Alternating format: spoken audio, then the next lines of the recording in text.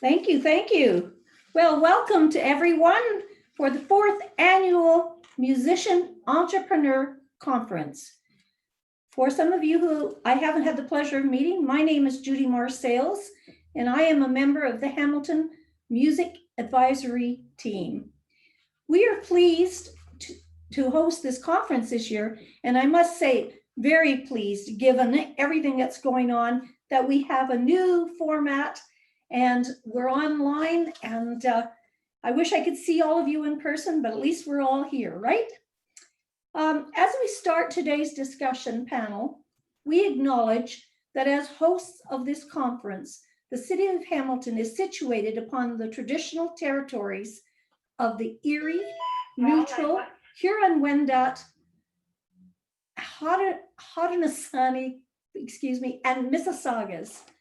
This land is covered by the Dish with One Spoon Wampum Belt Covenant, which was an agreement between the Haudenosaunee and the Anishinaabeg to share and care for the resources around the Great Lakes. We further acknowledge that this land is covered by the Between the Lakes Purchase 1792 between the Crown and the Mississaugas of the Credit First Nation. Today, the city of Hamilton is home to many Indigenous people from across Turtle Island, North America. And we recognize that we must do more to learn about the rich history of this land so that we can better understand our roles as residents, neighbors, partners, and caretakers. With these intentions in mind, we gather as members of Hamilton's musicians and music industry to support our knowledge and experience. Our focus is in supporting the development and retention of Hamilton musicians and growing our music industry. Musicians are recognized as core creators within the local music industry. And without you, the industry cannot grow or thrive. We thank you all for your work and creativity and want to see you grow and succeed as entrepreneurs and as musicians, which is why we organize this annual professional development event. The annual conference is possible through the work of volunteers on the Hamilton Music Advisory Team and the Musicians Subcommittee with support from the City of Hamilton staff. Thank you, thank you, thank you, all of you. Today is the second of 5 discussions happening as part of the conference, and I'm happy to introduce the moderator for today's topic, Gillian Nicola. Hamilton's Jillian Nicola took an unusual route to becoming a folk/Americana singer-songwriter trained in classical voice. Nicola spent her teens gigging in a classical rock band, singing Janis Joplin and Led Zeppelin before launching herself into alternative country when she began writing songs. Nicola's music centers around her chameleonic, and forgive me, Jillian, for that word, vocals. At one moment, with a hint of tobacco in her voice, the next outright rocking, strummed and finger-picked a guitar, and versatile melodic songwriting. Nicola's songs are often built around open and alternate guitar tunings that allow her to throw her music theory upbringing right out the window. Welcome, Jillian, who is also a member of our music and as today's moderator. Over to you, Jillian. Thank you so much, Judy. I hope everyone's doing okay and well. We've got a huge number of wonderful panelists joining us today. So we're going to kind of do things in 2 parts. So first we're going to start out by hearing from some grant officers from Factor, the City Enrichment Fund, and the Canada Council for the Arts. And then we're going to head over and talk to some musicians to see about their experience applying for grants. And hopefully with this wealth of knowledge from so many different people, you'll be able to get some questions answered. And of course, we are going to have a lovely little question period at the end of the chat. So I hope you'll stick around for the whole session. So I think I'm going to start by bringing, or maybe I'll tell you about all of our panelists first. So from the grant officer side, we have Derek Wilson, project coordinator from Factor, joining us. We have, in spirit, a video from Andrea Carvallo from the City Enrichment Fund, and she has provided us a nice little video outlining everything, and filling in for her in the chat will be Rebecca Hicks, and she'll be here to answer any questions for you. James Missen is also joining us as well. He is the program officer from the Explore and Create program, and he's from the Canada Council for the Arts. And then for musicians, we've got Lex Leosis, Eduardo Moreno, and Emma Rush joining us. So we've got a wealth of knowledge joining us today. So I'm going to start off. Let's talk to our grant officers. Derek, I'd love if you could get everything going here and give us some information about the programs that you offer at Factor. Sure. Thanks for the introduction, Jillian. Happy to be asked to participate in this excellent conference panel that you put together to help educate everyone that's making music in Hamilton. I've been living here in Hamilton for just over a year now, so I'm really happy and excited to be a part of this and try to share some information with everyone regarding Factor. So yeah, my name's Derek, and I'm with the Factor, which is the foundation assisting Canadian talent on recordings. Factor's mandate is basically to support the growth and the development of the independent Canadian music industry. We do this by providing grant funding to artists, songwriters, managers, music publishers, record labels, event producers, distributors, etc. We support essentially all facets of the music industry, that help artists and music entrepreneurs progress into the international arena. Factor funding is administered from two separate entities. We're a private nonprofit organization, so we administer contributions from Canada's private radio broadcasters, and as well we also administer funding that comes directly from Canadian Heritage Canada Music Fund. So those are the two sources of grant funding. Last year was actually the most funding that we've ever administered in a fiscal year. We administered over $30 million, which is pretty significant, because when I started with the foundation almost 8 years ago, I think we were administering just over 10 million. So it's really significant in terms of what we've, the amount of money that we're now, administering and feeding into the local music economy. We also were asked to administer a relief fund of $4 million this year too, to people that have already been within the Factor system, but also other domestic music industry people who make their living in music that have been affected by COVID. So it's been a really busy year for us trying to support the Canadian music economy. Speaking just to a couple entry-level programs that we have available to artists that we can touch on in more depth and detail later in the Q&A, and obviously I'll stick around to answer questions. The Artist Development Program, the next deadline coming up November 12th, is a really great entry-level program that essentially provides $2,000 in funding. It's 75% contribution to create sound recordings. You can use it to work on marketing strategies, ad buys. It's really flexible in terms of how you use it, video creation, etc. For artists that are looking to develop and get, familiar with Factor funding, but also that may not be ready to take advantage of some of the more comprehensive programs that we have. So the other one that is really popular is the Jury Sound Recording Project. So it's significantly more funding. It's $67,500 available to artists, whereby you submit 2 assessment tracks to a jury of peers of music industry volunteers who will assess your application along with a very detailed marketing plan.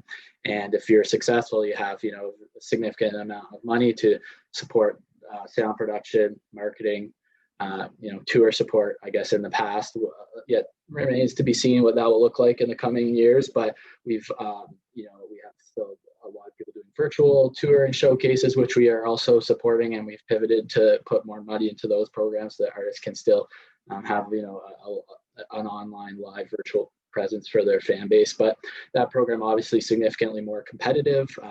We approve significantly less applications in that one, but if you are funded in that one, can be very, it can be a catalyst for your career. So those are the two programs I think that are of most interest artists, and I can get into more detail regarding our other programs once we get into later parts of the conversation. That's great. Thank you so much. So I think you've done a great job outlining the basic programs that we can apply to. I was wondering if you might be able to share with us, because I know so many artists are concerned of like how to get that grant. So I was wondering if you could maybe tell us some of the common mistakes that you see, or like what is maybe a thing that might get someone a grant versus what might not get them a grant.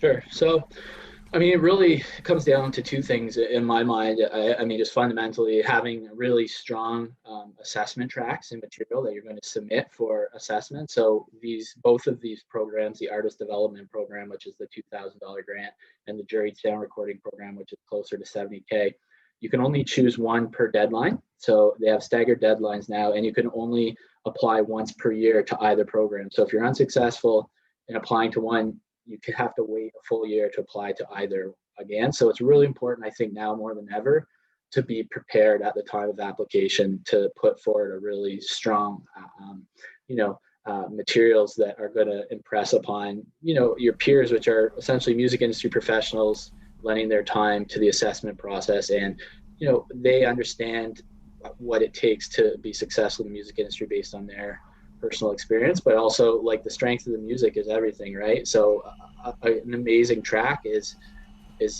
critical in that, when you hear a great song, it's instant. So I think it's just really important to make sure you're at a point in your development process or career, whatever you want to call it, your artistic pursuits, to have really well crafted, honed material, and to give yourself the best chance possible to succeed when you do finally take advantage of submitting an application. Because again, you're going to be waiting, if you're not successful or you're not one of the top 20 artists who are also given the opportunity to apply for consecutive deadlines. So you want to be ready when you put forward an application. So I think they're pretty fundamental.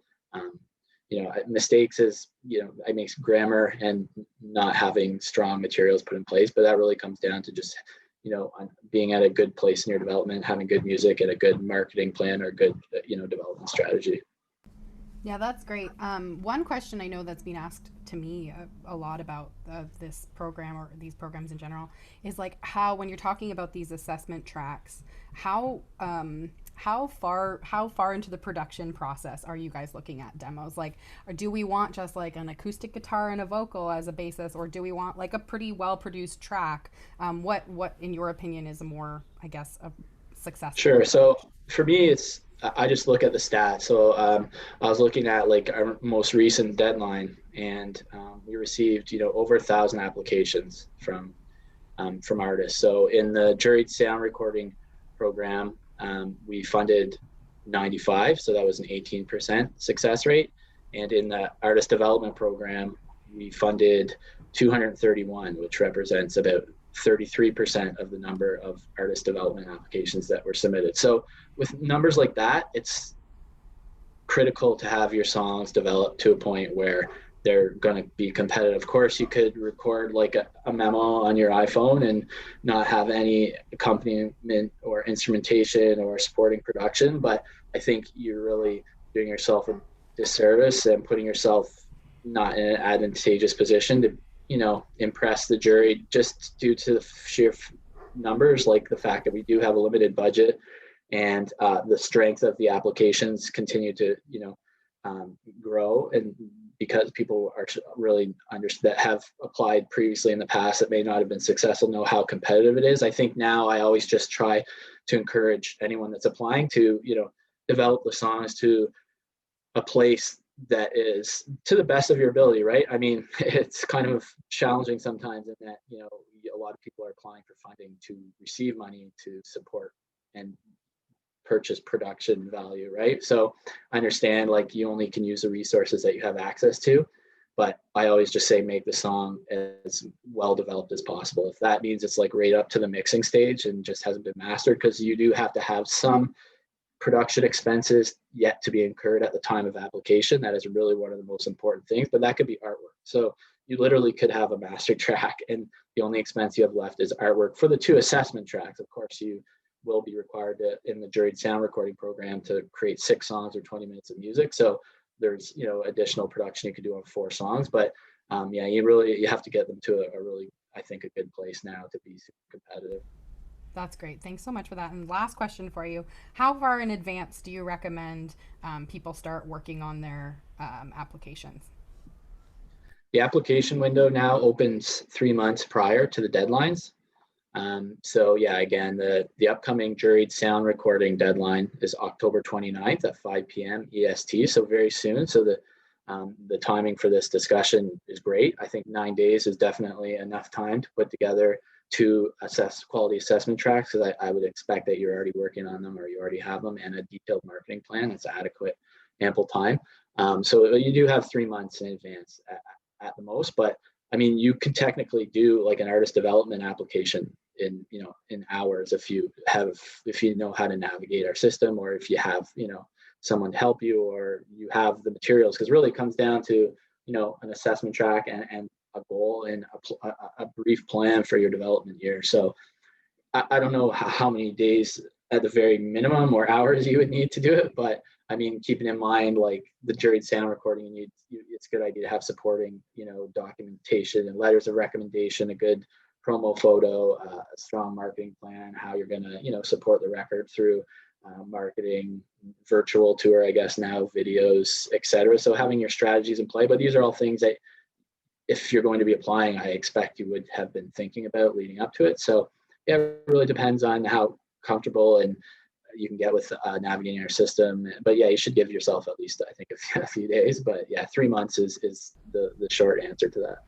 That's awesome. Thanks so much, Derek. This has been really helpful. And I believe you're going to be sticking around so people can ask you some questions at the end. So thanks so much. That's really wonderful. Yeah, my pleasure. Yeah, I'm going to turn it over now to the technological powers that be that are going to play a lovely video for us from Andrea Carvalho, who is the grant officer for the City Enrichment Fund in Hamilton. And I want to really encourage all artists in Hamilton to look into this program. I think not everyone knows enough about it, so hopefully Andrea will be sharing some light on that for you. It's a wonderful program. So I'll turn that over to Andrea.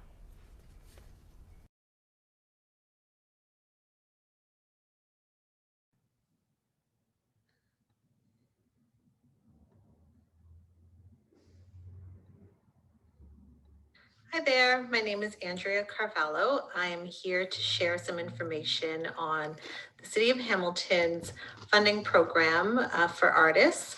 So the city has a funding program called the City Enrichment Fund, and within that program, there is one stream that supports artist projects. It's called the Creation and Presentation Stream. We've been funding artists across many disciplines, so visual arts, theater, music, dance, film, since 2016. It's a fairly new program, and it's one that supports artist projects in multiple ways or multiple areas. So the objective of the Creation and Presentation funding stream is to provide an opportunity for artists to create new work and or present new work that has been recently created. It could either be for, again, the development of a new body of work, the presentation of that work, or a combination of both.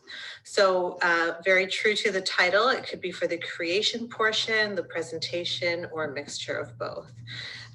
What the Creation and Presentation funding stream hopes to do is, again, support your project and help you strengthen and build your career as a musician.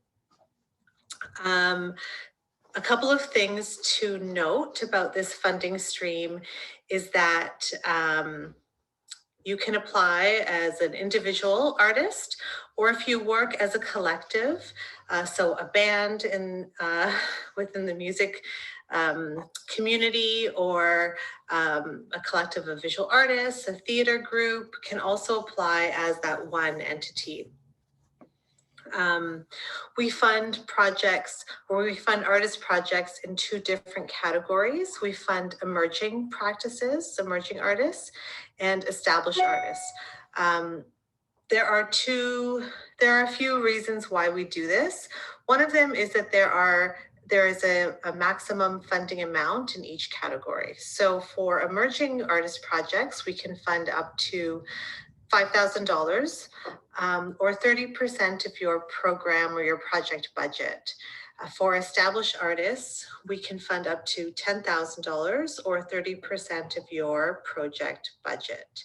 A couple of other reasons that we look at applications by both emerging and established artists is because we invite juries to evaluate your application, and we separate out the emerging artists so that all of those applications are reviewed and evaluated together. And the same is true for the established artists. Some of the things that you can ask for under our funding stream, of course, is some studio fees. If you need to purchase equipment, up to $2,000. Travel costs within Ontario. General tech needs, materials, marketing, website, things like this. There's a number of examples, eligible items that can be reviewed in our handbooks online.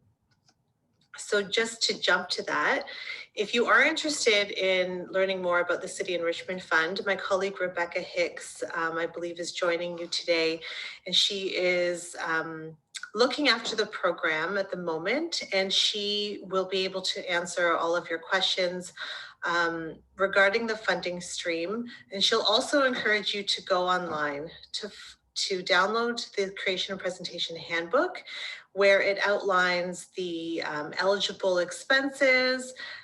It also has a copy of the application. It's a very good tool to help you submit an application or help you understand what we want to offer or what we're offering through the Creation and Presentation stream. I want to share with you some examples of projects that we funded in the past. We really don't have a set number of checklist projects because it's so different artist to artist. But some examples include recording. So the simple going into a studio, going in for this artist, it was working with a very specific group, a very specific studio, going and being able to travel to that space and work with these people to produce their album. We've funded collaborative projects. So a solo artist who wanted to work on a new album, one that was collaborative with many different artists. Another collaborative project that we funded was one where it was around a very specific theme, working with different artists throughout Canada. We have funded a collective that was putting together a series of shows. It was a chamber music collective who had put together a series of shows in Hamilton and within the region, where they not only performed, but invited other artists to perform. We have funded projects where a musician was just really looking to focus on writing and developing a new body of work. So really, it's up to you to let us know what kind of project you're going to work on, what is happening within your practice at the moment, and what you're looking to achieve within the next year. Some other things I want to share with you are some things to think about if you are planning on submitting an application. I really encourage you to do so. The City Enrichment Fund creation and presentation funding stream has a relatively positive funding ratio. So we are very pleased to fund roughly half of the applications that we receive. And we'd like to keep that number around the same. So since 2016, we've received anywhere from 55 to 35 applications, and approximately every year we are pleased to fund about half of them. The next deadline is very soon, so November 2nd. You would apply online. You would register an account. If you have an existing account, it should be the same. It should be there waiting for you. And you would use the handbook to help guide you to submit your application online. Some things to remember is that our jury is really interested in learning the details about your project. So it's worth getting into those details about, the artistic quality, the inspiration behind your work, what kind of themes or does your project or your work address or discuss, what kind of influences have impacted your music, and equally,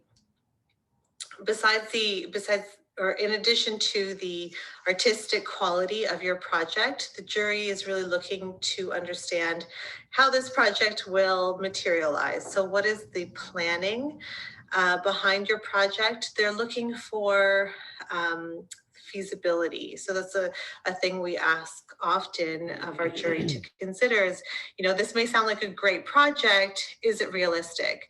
And when a project or an application, is described, when an application describes a project in this detail, having really thought out all of the elements, then it tends to perform really well for the jury.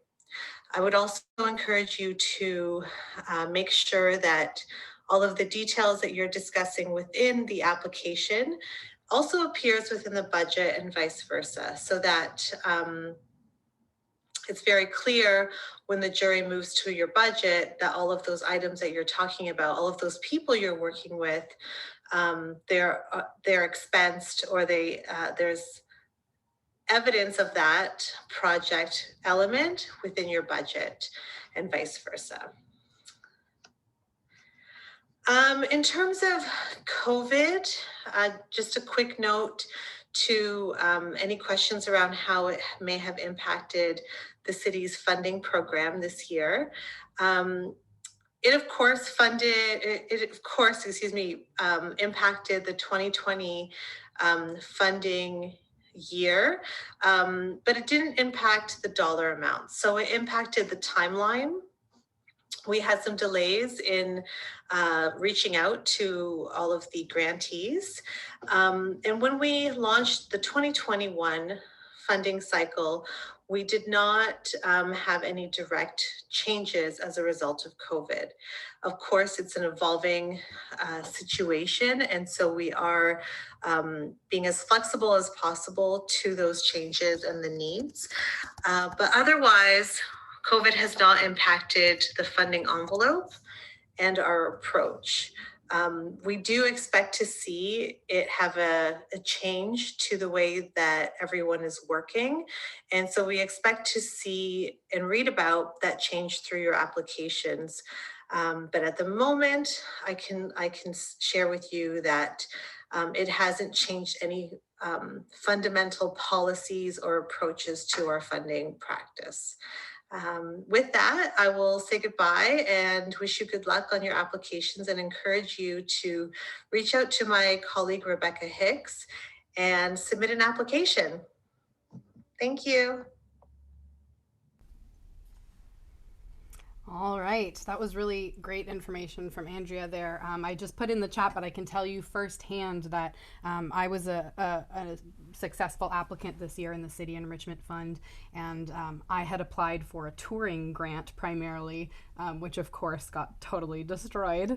But I will say that they were so wonderful and flexible in alternatives of what I could do to use up that funding instead. So. With that, I'm going to take us over to another wonderful funding body. We've got James Missen joining us from the Explore and Create program at the Canada Council for the Arts. So James, if you want to turn on your camera and tell us a bit about that for your programs, that would be wonderful. Okay, my pleasure, Jillian. I want to thank the organizers for inviting me today on behalf of Canada Council for the Arts to appear with you telematically. In the city, in fact, that I was born in. So it's a pleasure to kind of somewhat be in Hamilton, Ontario today. I also want to acknowledge that I sit on the unceded, unsurrendered territory of the Anishinaabe Algonquin Nation. And always at Council, there's a respect for the inherent treaty rights of all Indigenous persons and our shared commitments to self-determination and sovereignty. The point about self-determination is actually something I'll return to a little bit later. In terms of my présentation. Je vais aussi dire que s'il y a des personnes qui voulaient demander des questions en français, l'autre langue officielle du Canada, s'il vous plaît, n'hésitez pas à faire ça pendant la période de questions et réponses plus tard. Je suis disponible aujourd'hui jusqu'à 15h30. I'm available until 3:30 Eastern to stick on the chat and take any questions at all. And actually, after I speak today, I'll put in my email addresses and people can contact me directly with any further questions. For today, just briefly, I'm mindful of time in terms of really what I hope to do today, which is hear from artists, those on the panel who've been successful with funders like my employer, Canada Council for the Arts, but also from all of the guests that are joining us today, hopefully seeking information to advance their creative projects. But just briefly, for those that don't know, the Canada Council for the Arts is the Crown Corporation of the federal government of Canada, which is mandated to support the creation and production of works in the arts. And we do so across various, what Council defines as fields of practice. So at the Council, we would have a defined music and sound field of practice, which I invite all of you to review. If you don't have a validated profile at this time to apply at the Canada Council for the Arts. So one of the biggest things of all I want to impress upon today is for those musicians and artistic leaders within music organizations joining us, if you do not have a validated profile to apply, that's really your first step to accessing all of the current suite of programs at Canada Council for the Arts. And I'll put that link in the chat thread later. It's called the portal to apply. But you'd be looking to trying to establish an individual artist profile in music and sound, either as a composer sound artist or as a musician. In terms of the broad suite of programs at Council, there's 6 currently, as well as some strategic funds, including the Digital Strategy Fund. We have travel grants available in a program called Arts Across Canada. With respect to Arts Abroad, which is our international travel and touring program at this time, in the context of questions about COVID-19 impacts, it is somewhat affected. The current recommendation of the federal government of Canada is for Canadians not to engage in non-essential international travel. Therefore, we are not permitting that in the projects that we fund at this time, but those are funding components available. What I do want to focus on most specifically today in the next few minutes is the Explore and Create program at the Canada Council, Le Programme Explorer et Créer. I think this will be of most interest to the people joining us today. There's 4 components in Explore and Create, 3 of which are open to individual artists, organizations in music and sound, as well as groups, bands, and ensembles in music and sound. Tomorrow, in fact, we have a cutoff to apply in the professional development component. Professional development is where people can seek grants of up to $10,000 to advance skills development within music and sound. So these would be projects that are not creation specific or new work specific. They'd be related more to things that you're doing artistically within your practice to advance your work. An example off the top of my head is if you're a guitar player, perhaps you want to take master classes with another guitarist. If you're some kind of vocal performer, no matter the genre of music, and that's another thing I'd like to pass along today, counsel with respect to music and sound, I would contend is genre neutral or perhaps genre open, are all artistically motivated projects in terms of what applicants self-determine is their own musical practice are valid and eligible to be proposed to Canada Council for support. So if you're determining that you're a vocal artist and you need that support, you would look to professional development. But otherwise, the main things that are available to whom I believe to be the audience as I'm speaking today would be two components of Explore and Create, one of which is called Research and Creation. The other is called Concept to Realization. In Research and Creation, applicants can apply 2 times in a granting year. The Council understands a granting year from March the 1st to February the 28th annually, except every 4 years, of course, we have the leap year, February 29th. This is where you can apply essentially for subsistence funding to pay yourself, pay your musical collaborators, avoid capital expenses in research and creation, please, but pay yourself to pursue new song cycles, new tunes, paid rehearsals, workshopping, anything in effect that goes up to a kind of demoing stage that my colleague Derek referred to in his presentation earlier. Whereas if you want to be doing production activities, the actual completion of an album and bringing it to what could be called a market, but at Council, we are invested more in the language of publics and audiences, that's concept to realization. That's 60,000 for projects you can apply 2 times in a year. And in fact, there's an opportunity for certain applications to apply for up to $100,000. There's many details with respect to these programs that unfortunately I won't have time to go through today. I will stay in the question and answer period later, and I'll also provide my contact information. But I would suggest in terms of immediate funding availability, that these are the 2 components that musicians and band leaders, et cetera, joining us on today's conference should be looking at to apply to. Again, research and creation, concept to realization, 2 of the 4 components within Explore and Create program. Some common mistakes with respect to applicants.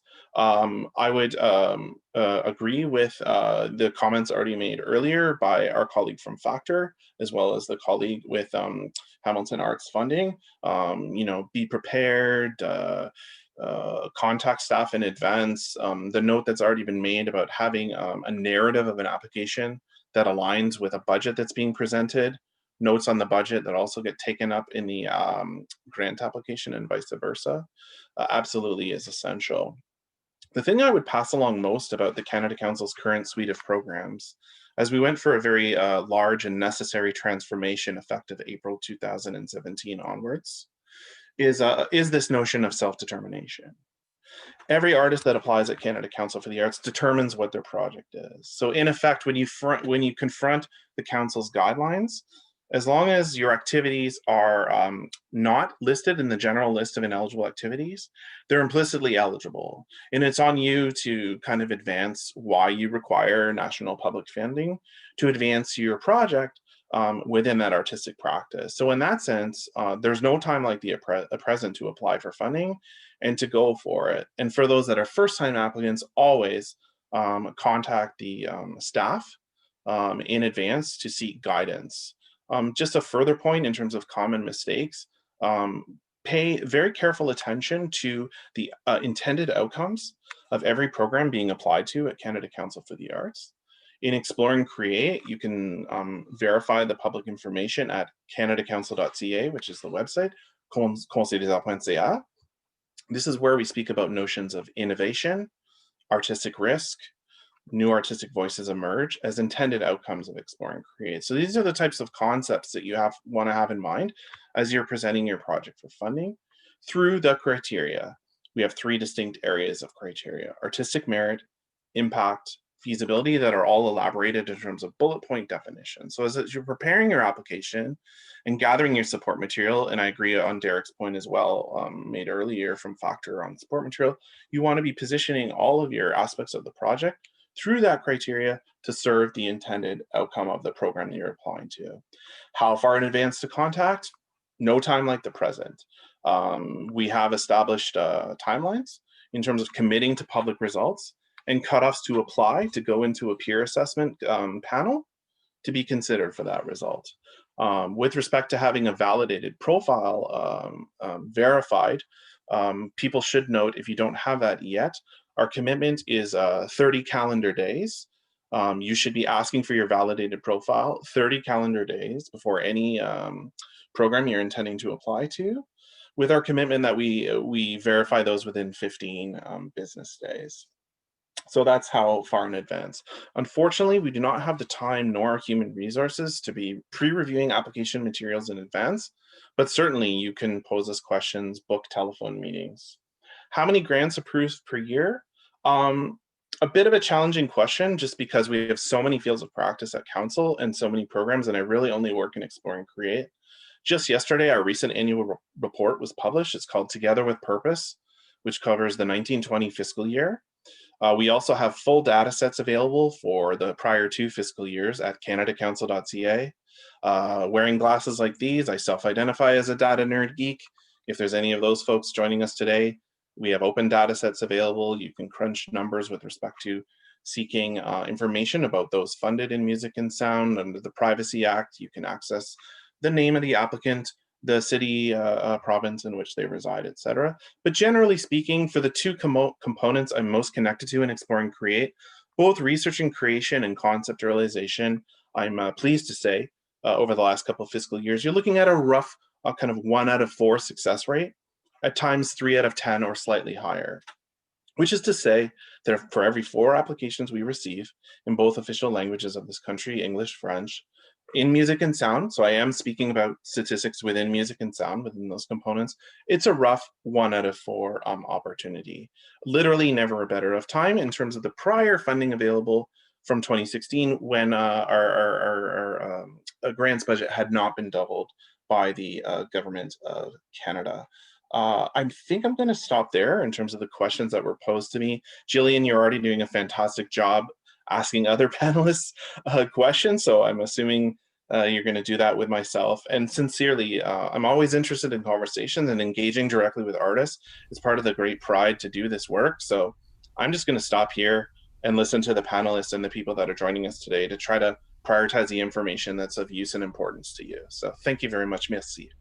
Thanks so much, James. That was super informative, and you actually answered all the questions I was going to ask you anyway. So okay. Good stuff. I'll still stay online till 3:30 Eastern though. Sounds good. I think what I do want to do is really nail that point home about what James mentioned about the fact that you do need to have a validated profile before that you are able to apply for grants. I remember the first time I applied for a Canada Council grant, I was terrified about that. So I just want to really drive that point home, as I say. Can I just respond very briefly, because I think I heard the word terrified. No one should be terrified, really. I agree. We're human beings that work within the organization. As far as music and sound and Explore and Create, there's 4 of us that are, I'm one of 4 that are program officers, and in fact, we have 5 currently. So people really should not hesitate to reach out. There's a lot of kind of misconceptions about council in terms of genres funded, not funded, how assessment processes work. We've gone through a very big positive, truly change effective 3.5 years ago. Any question at all, please reach out. Just understand that the closer a publicly identified date to cutoff to apply is there, the more human beings like me and my colleague just get busy with many requests. Absolutely. So I'm always available to have those conversations. And in fact, you know, the proof is there with respect to the line in all of our guidelines that if you're a first-time applicant, you should contact the staff, because there's things that we can communicate to give you. I've worked at council for some years, and I always like to have many applicants contact us with the question of, is this eligible or am I eligible? And my preference is to have the conversation of, is this competitive or is this priority? To give your application the best possible opportunity to seek public funding, because many things are eligible to apply for, but you really want to prioritize what is research and creation and Explore and Create trying to accomplish for music and sound artists of Canada, and also concept realization in terms of reaching publics for recording projects and concert productions, etc. So no terror, Jillian, reach out it's our pleasure to be here today and to speak with everyone. Yes, I agree. And I should say, maybe terror is not the right word. I will say everyone I've ever dealt with at the Canada Council has been really lovely and helpful. So I encourage you, to all funding bodies, when you have questions, go ask the questions. There are people that this is literally their job, is to help you. So please do that. Thank you so much, James. This has been really helpful, and we'll keep Pleasure. on for the Yeah, I look questions forward to later. the rest of the conversation. Thank you. Amazing. So I will now invite all of our musicians to turn on their cameras now. So joining us, we have Lex Leosis, Edgardo Moreno, and Emma Rush, all fantastic musicians. I'm so thrilled that they're all joining us. So hello, everybody. It's nice to see all your faces. So maybe I'll go through you one at a time, and you can tell us a little bit about your artistic practice, what kind of grant funding experience you have, where you've been successful, any like brief information you can give us about your grant history, and then we'll move into a bit larger of a conversation. So Lex, I might start out with you. Cool. Hi, everybody. Thank you so much for having me today. My name is Lex Leosis. I'm an MC from Toronto, but I do quite a lot of work in Hamilton with Hamilton Youth Poets. So I'm very familiar with the city and I love it there. I have received Toronto Arts Council grants, Factor Showcasing grants, and I just got word on Friday that I got the jury sound recording. So that was my first big one. I've applied quite a few times for that one, so it feels good to finally get one through. So yeah, that's me. That's awesome. Thank you so much, and congrats. That's a big one. So congrats. Edgardo, maybe I'll move it over to you now.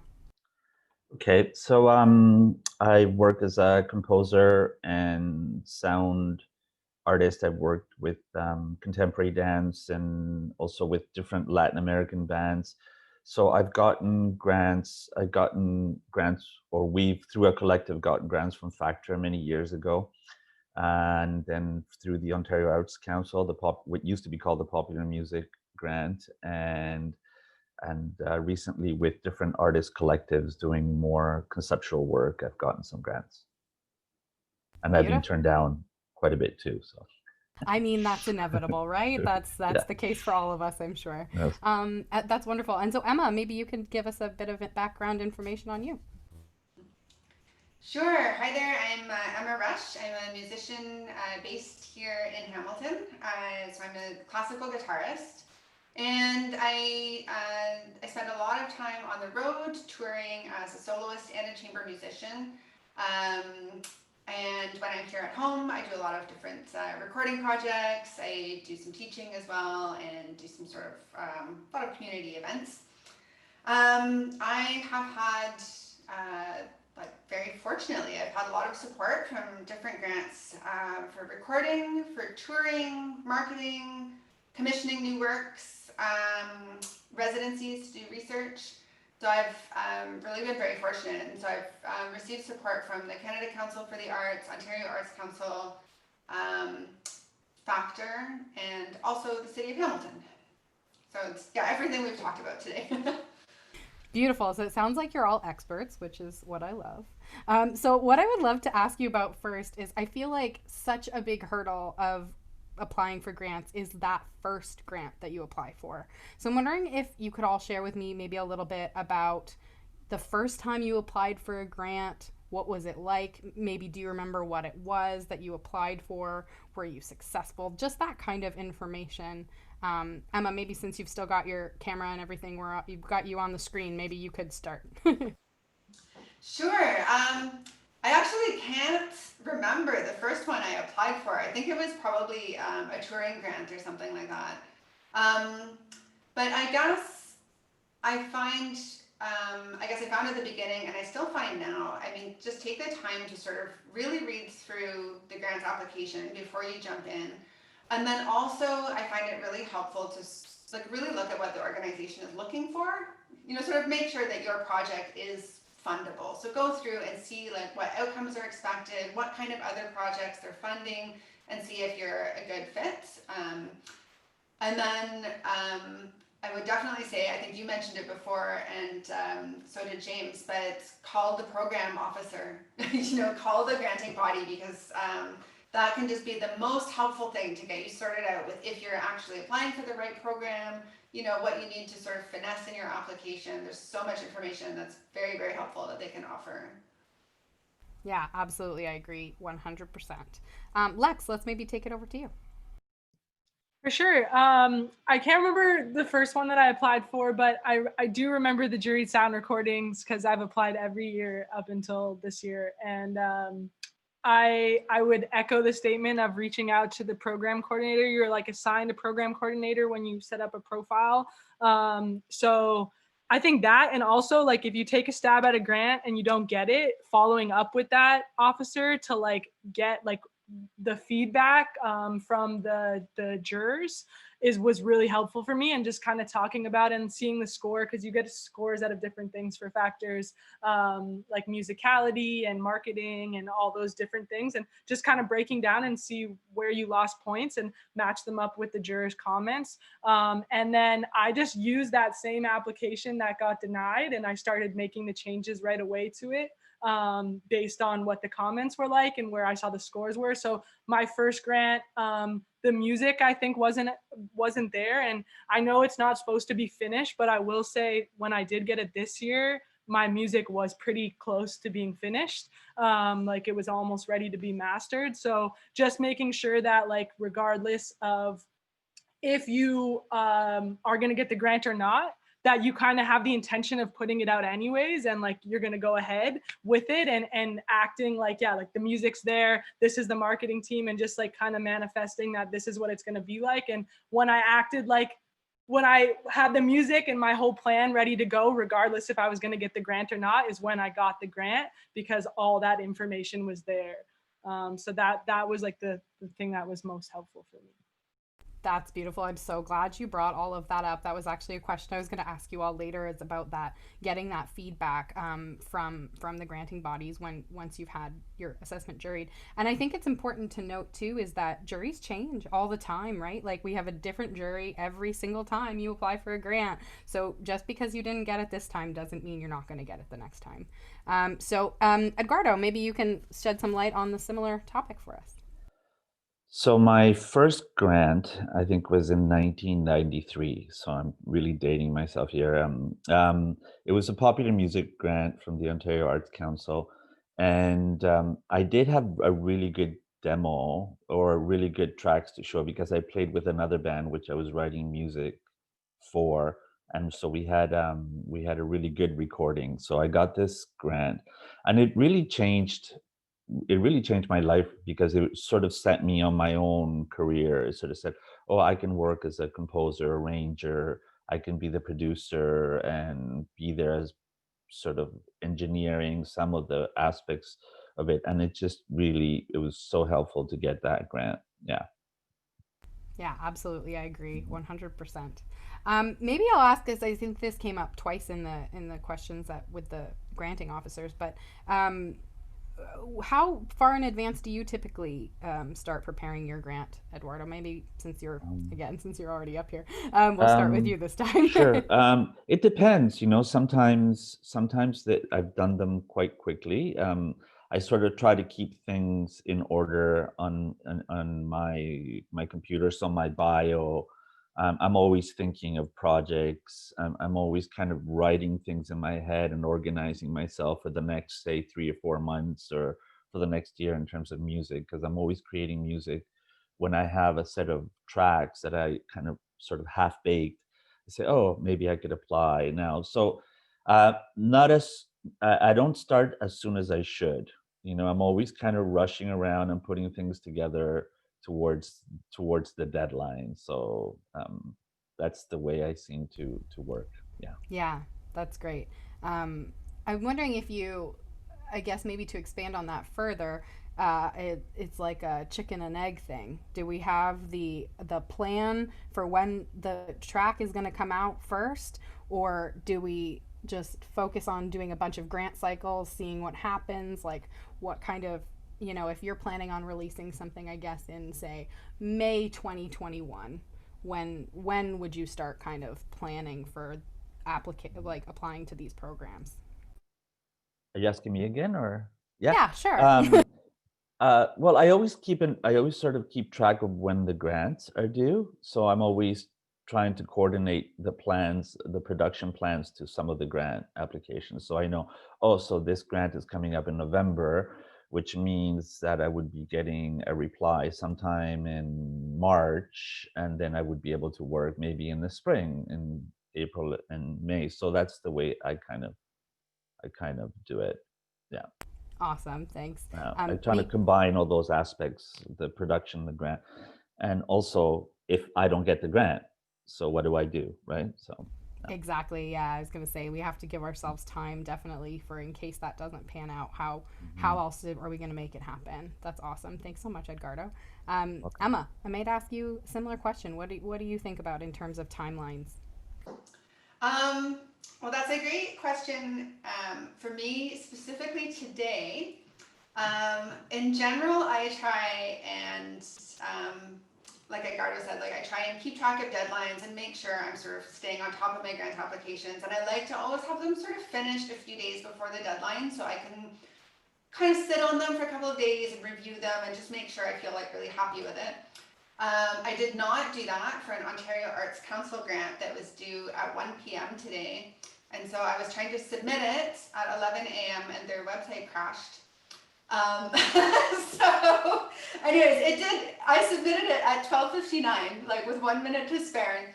But I think that really highlighted for me the importance of getting these things done in advance whenever possible.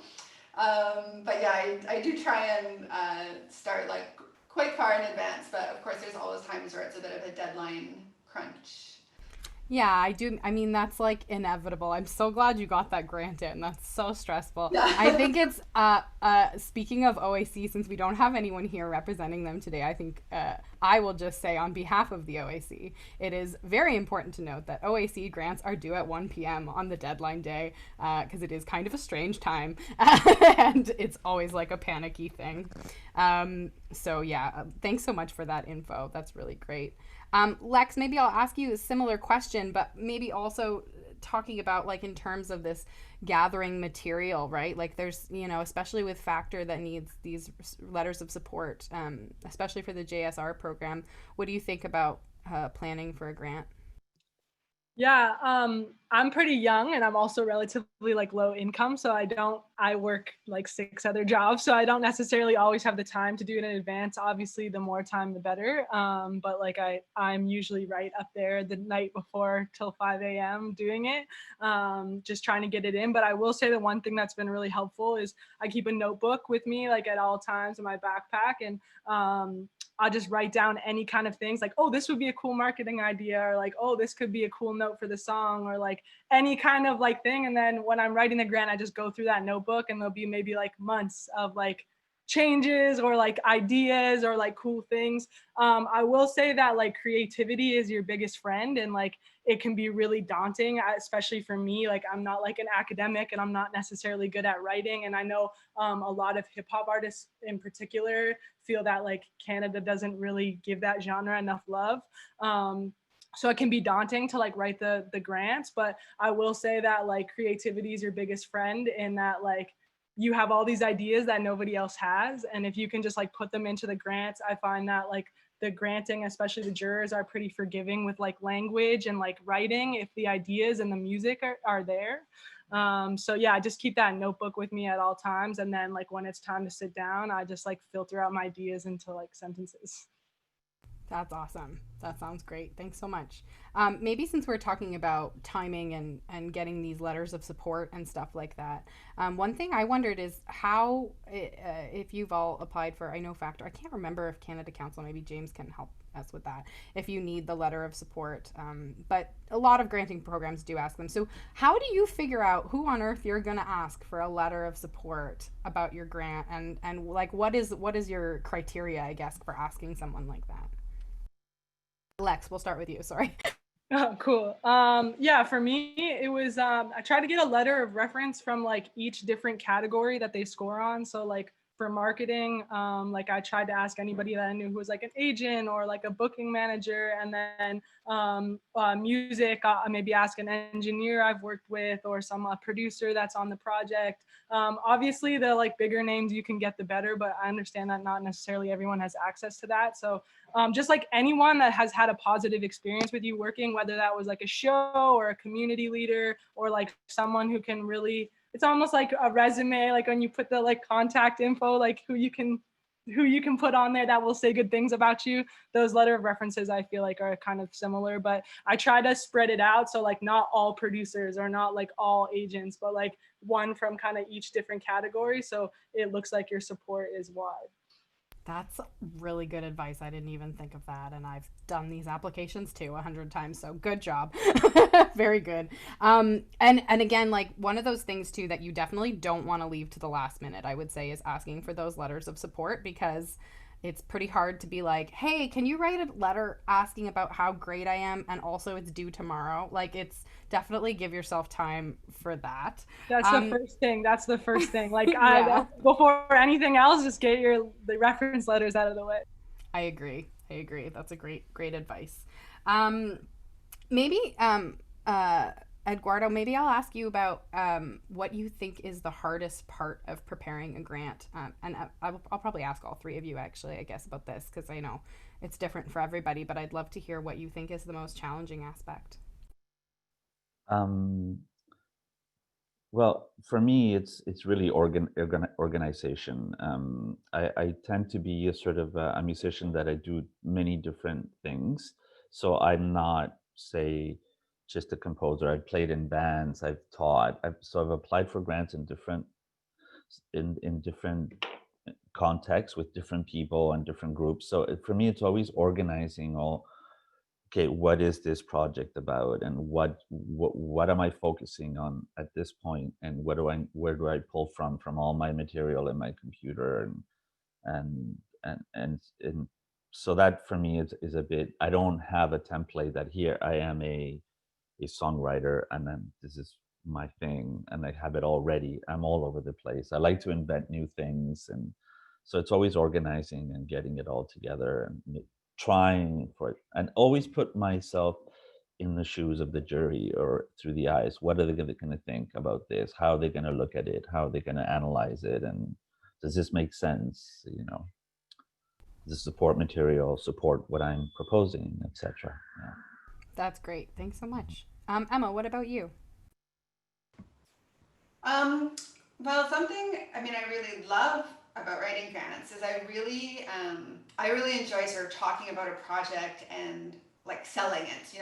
I find that really, really interesting, and I find it much more interesting, for example, than filling out the budget, which is something that I do find sometimes challenging because I sort of don't think that way. I like to have the ideas and the concepts, and like the details are not so easy for me. But that's definitely a very important part to figure out. Another difficult thing that I find on a lot of different grant applications is the question about what are you going to do if you don't get the grant? Like a lot of applications ask that, and that is maybe the question that makes me think the most. Because my initial answer is just like, well, I'm just gonna figure it out. I'm gonna find a way to get the project done. But to figure out like how that answer is actually going to go, and like really then force yourself to have a concrete plan for what are you gonna do if like not all your funding sources come through. That's a challenging aspect as well. Absolutely. I agree 100%. I also find the budget the hardest part. I always like leave it till last, and then I'm always like scrambling trying to figure it out. Lex, what about you? What do you find the most challenging? Probably just like being able to stay patient in between like the grants, like awaiting the decision, but also like getting a rejection and then being like, well, what am I going to do? Especially since the Canadian structure is a little bit fickle with if you don't have grants. It's like really hard to like make enough money playing shows and like doing this stuff. So a lot of us work side jobs or hustles or like whenever we have to. So that like in between can feel really frustrating. But I think just failing through grants too, like like being okay with writing it and then not getting it, and then doing everything you can to get the feedback to like redo it and try, and just like being patient is like one of the biggest things that has helped me to just do it and then fail at doing it until I get it right. So yeah, that patience and kind of like Emma was saying too, like what are you going to do if you don't get the grant, and like trying to figure that out as well in that question. There was also a question in the chat there from Tristan about hiring outside contractors. And I will say that like grant writers can be really helpful, but they often have the like language and the skills to like write something very beautiful, but they don't have like your creativity and your ideas and your passion. So you can hire grant writers and those people to do that, but like it still needs to be your ideas and your creativity, and you end up doing a lot more work than you think you will have to do, other than just like, oh, pass it on and I'll just pay someone to do it. Like still has to be your work. So if you're going to hire someone to help with the writing, like that sounds cool if you have that access to that money, but just make sure that you don't think it's skipping the work, because you still have to put all your ideas down, and that passion has to come through. And that passion is like what I find the jurors really pick up on. They don't care so much about the language that is used and if like the grammar is correct, but more like if the music's there or the ideas there or the plays there or the film, they could see it. Like all that stuff has to be like really concrete. That's awesome. You took my future question to ask about grant writers, but that's fine. But I also wanted to piggyback off another thing that's just come up, because Emma mentioned it and you mentioned it. So let's talk about what on earth we do if we don't get the grant. And let's say, you know, like I'll give myself as an example. So I had planned on releasing a record in like, oh my gosh, I don't even remember what the original date was. I think it was like May 2018, and then I didn't get grants, so I pushed it, and it was like September, and then I pushed it again, and I pushed it again. And so like, what is the backup plan? What are some ideas of like creative ways to come up with this funding if we can't get the grant? And Lex, maybe I'll start with you since you were just touching on it. Yeah, I mean, I'm a hustler as far as I'll work whatever jobs. Like I was doing career work during the pandemic, and I work as a line cook in the back of a kitchen. Like I'll do whatever I have to be able to do what I love, which is make music. So I say don't be above having a job to fuel your career. Like that's, if you love it, you'll do it. But I also like to have a backup plan. So like if I apply for a grant for an album and I don't get it, maybe I turn that album into an EP size. Like I can afford to put out 4 songs or 3 songs, but not 12. And then maybe I had an idea to have like an album with 3 videos, but now I can do an EP with 1 video. Also, like I'm really inspired by the youth as far as like what they can do with an iPhone or like their camera. Like if you put the intention into something at home, like I did most of my album that I put out. I didn't get a grant for my last album that I put out this year. And so I did it all on my own budget, and I couldn't afford to do music videos. So like I got a friend who had like a DSLR to come to my house, and we set up like a little thing in front of like a white wall, and like we did all the editing ourselves. So just like don't be too good to like to get your hands dirty and like really try, because like most of us all have access to a phone or somebody with a camera that won't mind coming over for, you know, a pizza dinner or whatever to help you out. So just you know, hustling your way around those ideas. And if I don't get the grant, I don't not put out the music. I just put it out in a different way. Like I put it out in a smaller way or whatever I can get my hands on. That is so awesome, and I see both Emma and Edgardo nodding, so I think maybe I will leave that question there, and maybe we'll actually turn over some questions from the chat. So the first question comes to us from Changer Music. Changer is wondering about marketing social ads. What are some realistic versus unrealistic do's and don'ts for a marketing plan? Maybe Emma, maybe I'll pass that over to you. I was hoping you wouldn't choose me. Well, does anyone else have some great ideas that they might be able to pass on? Like, what are some good do's and don'ts for a marketing plan? Well, I would say, since I have my mic on here, that like the marketing plan piece is is something that often trips people up in grants. I know especially in the factor applications, I think the marketing plan is one of like the components that sort of sinks people most often. I believe that is my experience. So I think that would maybe be a spot where it's really worthwhile to talk to somebody that is actually in marketing that knows, instead of guessing or just sort of, you know, having some vague ideas about marketing. I think if you actually do some like real research and have some concrete numbers about what kind of marketing you're doing and who you're planning to reach and how you're going to do it, that's better than not having really good information. That's great. Derek, are you still in here? Could you maybe give us some insight onto that? Because I know that the Factor juried sound recording has quite a substantial marketing plan requirement. So maybe you could touch on that for us if you're still in here. Yeah.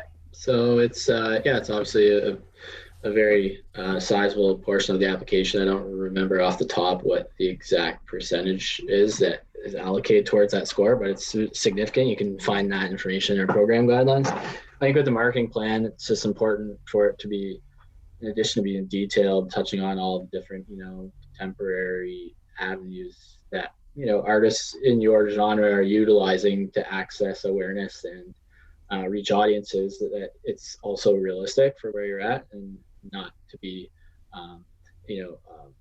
presenting plans that are not potentially achievable. So I think it's about striking a balance, but also showing to, you know, the jury that you understand the contemporary music industry climate and that you're able to put together a plan that is in line with maybe what other artists are doing that are having success. So it's not hard to do some research, look around, find like artists in a similar genre that are having success, and pretty evident based on, you know, availability to their socials and what type of content they're posting, to kind of devise a strategy that maybe emulates one of the artists that is having some slightly more success than you are. But yeah, we don't really consult in terms of how to actually put the plan together, but we do have regional education coordinators in every province that you can reach out to, and on our webpage we have access to their contact information. So if you have specific questions about, music industry professionals that are potentially good allies or service providers to work with, they could be the people that would speak more specifically to those type of services. And if the marketing plan is one of those things where you need support, then yeah, we have our recs is what we refer to them in all the different provinces, and they can get into that with you, because obviously we cannot be partial to specific service providers. That's awesome. Thanks so much. Derek, while I've got you here, we do have a factor specific question to pass along to you. So this one comes to us from Jay Burr, and he's wondering if you already have a project recently released, can you still apply to Factor's juried pro submission to access marketing and music video creation funding? So the one requirement to apply to juried sound recording is that you have sound recording expenses yet to be incurred at the time of application. So if your record is released, or your music is available on online streaming platforms, which would constitute commercial release, then unfortunately you wouldn't be able to access funding specifically to support that record with video or marketing content. But we do have one program available called Marketing and Promotion for non-factor funded sound recordings that you would be able to utilize to support already commercially released sound recording. But to access that program, you need to meet certain thresholds. So whether they're sales or streaming based on your genre, I believe in pop, it's something like 3 million streams. I don't recall off the top of my head what the sales numbers are like, because a lot of people aren't actually reaching those numbers anymore on the sales front. A lot of people are accessing it through the streaming numbers that they're putting up on the various DSPs. So that's a program that you can look into if your record is, popping off. Sounds good. Thanks so much. Maybe James, I'll ask this next one to you. This one comes from Joanna. Should I be cautious about the type of creative content I am using when I'm applying for a grant? If my music contains vulgar language, politically driven concepts, or is hypersexual, will have any of this have effect on my candidacy for the grant? Yeah, thanks for raising that, Jillian, because that was one I was kind of circling back to, looking into the chat thread.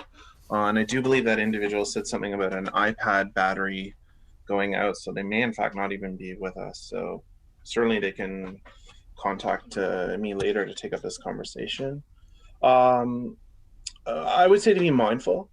Self-determination is important. Council absolutely respects freedom of expression of artists, which is enshrined in the Canadian Charter. But you want to be mindful in terms of certain topics potentially, in terms of how a peer assessment committee may in fact respond. What I try to instruct applicants when these types of questions emerge, especially in Explore and Create program, is to look to the artistic merit criteria, which is worth 50 points out of the 100 points of assessment. And specifically the second bullet point, which has to do with the artistic rationale for the project. So for example, if you're working in, for lack of a better description, charged type of terrain around political commentary, what some may perceive as vulgar language, but of course in other contexts and other genres, of course, is completely cool and appropriate, to do so as mindfully as possible. And again, the self-determination of the applicant thing, that you have a kind of rationale as to why you're advancing this artistically. Are you taking up this language because you want to kind of like comment on a history within a genre and problematize that?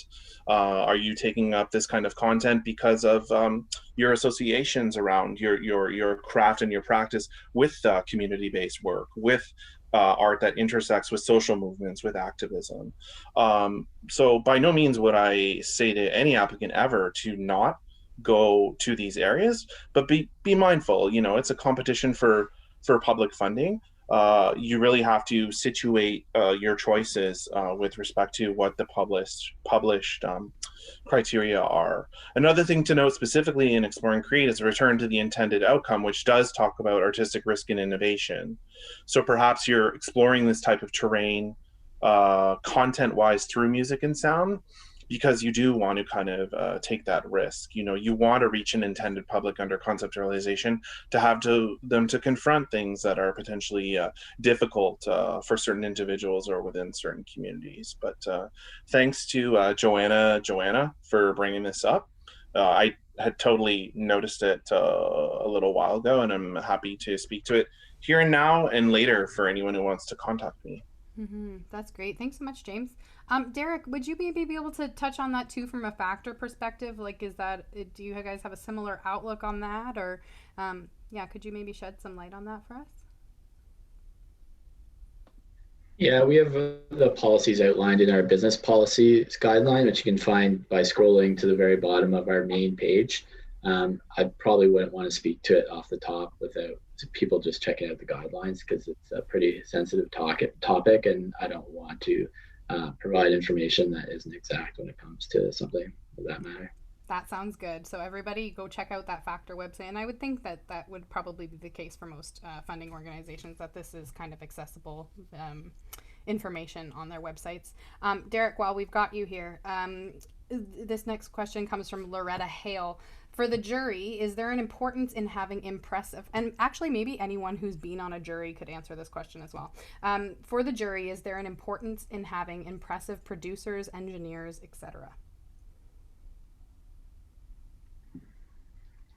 I think it depends on the jury that you get. It's a random assignment of X number of jurors, depending on how many we have available to us at that time, since it is a volunteer position, so it typically fluctuates, but I think it's usually between about 6 and 9 music industry professionals that are volunteering their time for the assessment. So I mean, you can name drop A-list producers, mix engineers, mastering engineers that may be known to some of those people that are assessing your application, but it's possible that those specific jury, even if they do identify your genre as their specialty, they might not know who, the hot new mastering engineer is at New Brunswick. So it's really depends, but I think, working with reputable or recognizable names that have had previous success, and if you're able to highlight and illustrate that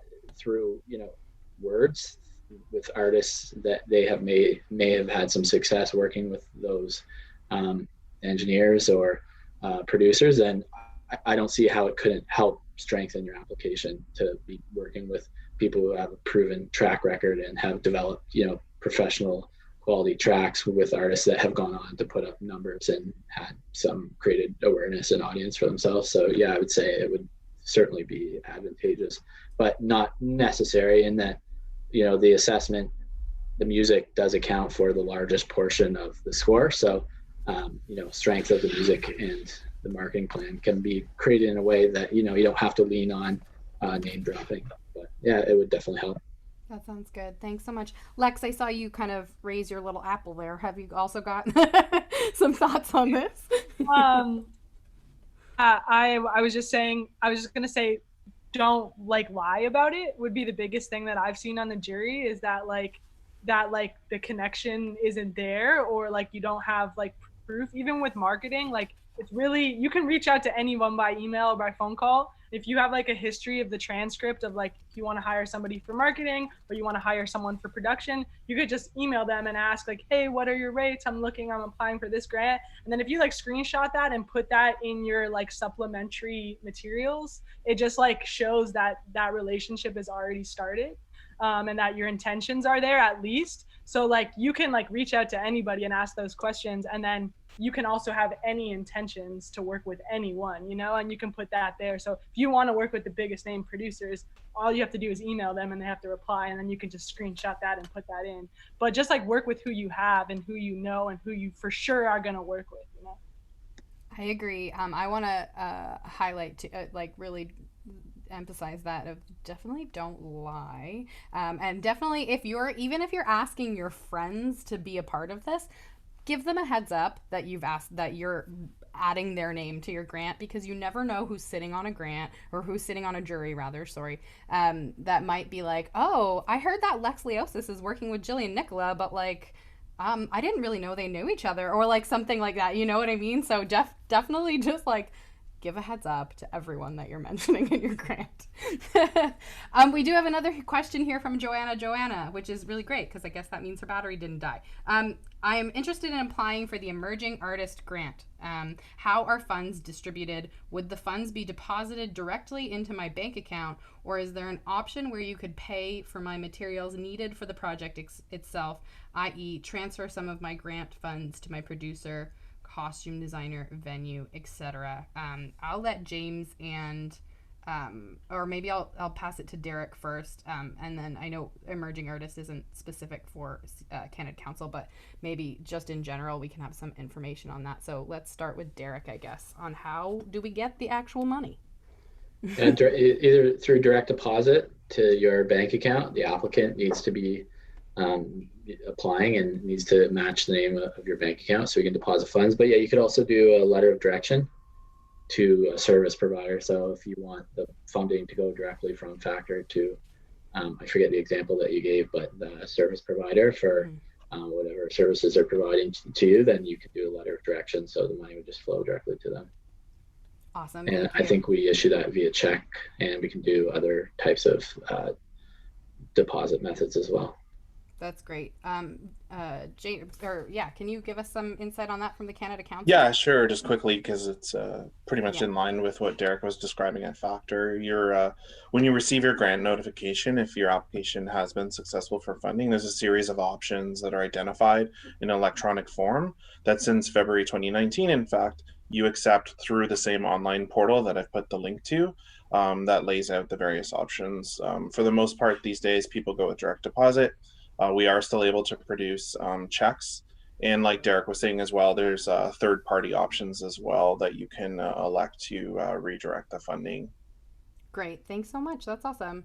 So we do have to wrap up now, but I think this has been really informative and really great. And for everyone that's watching, like, definitely don't hesitate to reach out to, we mentioned, these funding bodies for more information. We've got a whole week of wonderful panels coming up. This is day 2 of 5 of our panels, and this whole theme is how to get your album ready to release. What do we do? Well, each step of the way, take us along the journey. I do want to thank all of our wonderful panelists who are here. So we've got Derek Wilson from Factor, James Missen from Canada Council for the Arts, Rebecca Hicks is in the chat, I know, filling in for the City Enrichment Fund, and of course Lex Leosis, Emma Rush, and Edgardo Moreno. And I want to thank Jeremy Freiberger and Sarah Emcee also for helping out with this today. And hey, musicians, do you have anything you want to plug before we turn off the camera?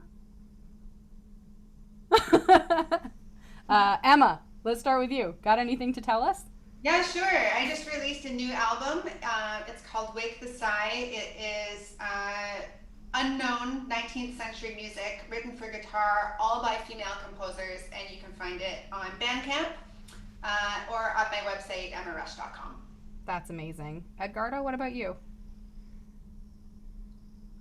When the pandemic started, I started recording a lot of sounds at home, washing the dishes, sweeping the floor, and I mixed it in with a lot of different Latin American instruments. And you can find, it's called Quarantine Pieces. It's 8 pieces of music, and you can find it on Bandcamp, and it's free to download. Beautiful. That sounds so interesting. I love it. Lex, what about you?